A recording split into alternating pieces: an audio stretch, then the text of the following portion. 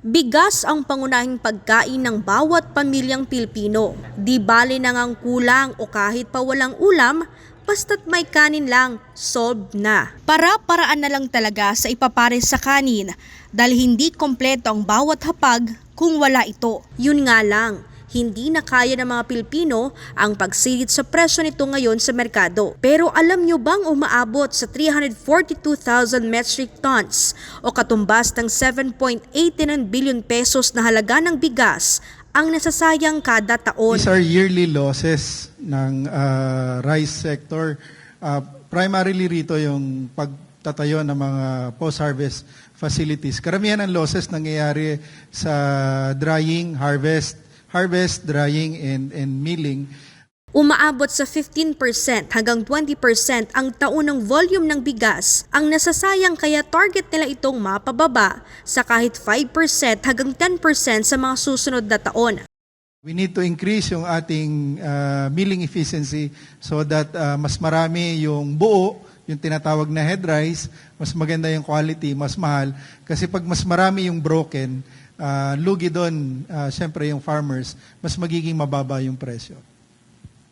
Bukod dyan, pahirap din sa mga magsasaka sa mga malalayong lugar ang kakulangan ng access sa iba't ibang proyektong infrastruktura tulad na lamang ng farm-to-market roads, irikasyon at logistics. Sabi nga ni DASEC Arnel de Mesa, 100 taon pa ang kailangan nilang maabot para makumpleto ang mga nabanggit na mga agriculture infrastructure. Hindi kasi sapat ang mga foreign investor para mamuhunan sa sektor. Hindi rin inaalis sa de Mesa ang posibilidad na dahil sa korupsyon kung kaya't mabagal na makumpleto ang mga naturang proyekto.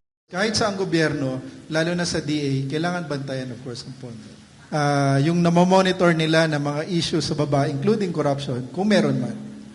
Sa katunayan, humihiling ang Department of Agriculture ng 500 billion pesos na budget para sa 2025. Sa ngayon, ang pondo para sa farm-to-market roads ay nasa 19.5 billion pesos na target makagawa ng 25 kilometers na farm-to-market roads. Layon daw nitong mapabilis ang transportasyon, mapamurang agriculture products at mabawasan ang nasisirang produktong agrikultural.